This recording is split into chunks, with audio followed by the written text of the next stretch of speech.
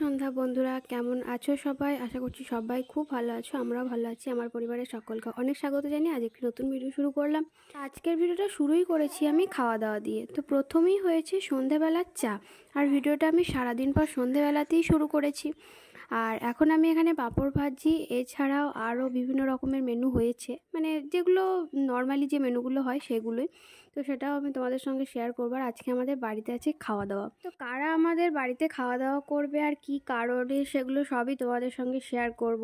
তো তোমরা পুরো ভিডিওটা দেখতে থাকো, আশা করছি তোমাদের ভালো লাগবে। তো আমার এখানে দেখো পাঁপড়গুলো ভাজা হয়ে গেছে, আর আমি পাঁপড়গুলো গুনে গুনে প্লাস্টিকের মধ্যে ভরছি, যাতে যতজন আছে সবার হবে কি না।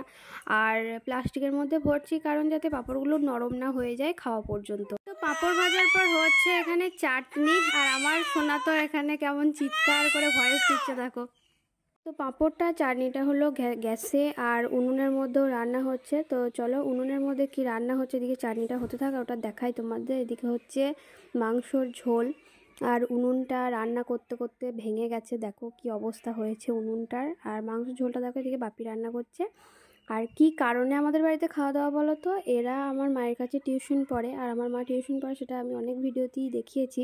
তো এই নতুন বছর থেকে ওরা নতুন ক্লাসে উঠে যাবে, আর মা ওদেরকে আর পড়াবে না, সেই জন্য মা ওদেরকে খাইয়ে দাইয়ে ওদেরকে ছুটি দিয়ে দেবে। তো এটা অনেক আগেই করে দিচ্ছে, এখনও 1 মাস বাকি আছে ওদেরকে ছুটি দিতে। আর এদিকে দেখো চাটনিটা হয়ে গেছে কমপ্লিট আমাদের চাটনি। আর আমার সোনাই কি করছে দেখাই চলো।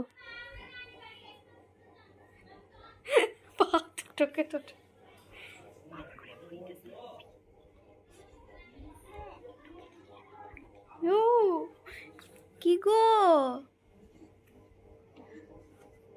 হাতে দিলে? হাত তো নামিয়ে দিচ্ছে।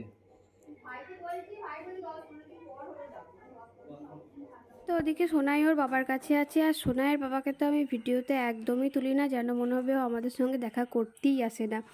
আর আমি এদিকে মানে টেস্ট করছি আর ভিডিও ক্যাপচার করে করে বেড়াচ্ছি। আর আমাদের উনুনটার অবস্থা দেখো, ভাঙা উনুনে রান্না হচ্ছে। চলো মেনুগুলো দেখাই তোমাদের। এদিকে আছে আলু পোস্ত, মাংসর ঝোল যেটা বাপি রান্না করেছে, চাটনি আর আলু পোস্ত যেটা মা রান্না করেছে। এদিকে আছে পাঁপড় যেটা আমি ভেজেছি, মিষ্টি যেটা দোকান থেকে আনা হয়েছে। আর এদিকে ওরা খাওয়া দাওয়া শুরু করে দিয়েছে, আর ওদের সামনে দাঁড়িয়ে থাকলে ওরা লজ্জা পাচ্ছে, তাই আমি চলে এসেছি এদিকে স্প্রাইটটা নিয়ে যাব বলে। আর স্প্রাইটটা ওদের জন্য রেডি করে দিয়ে দেব।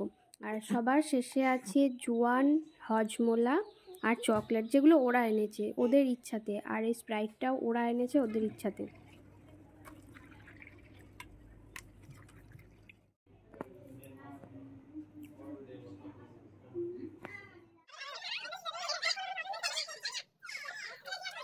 কেমন লাগলো আমার এই ছোট্ট ভিডিওটা কমেন্টে জানিও, আর ভালো লাগলে সাপোর্ট করো। টাটা।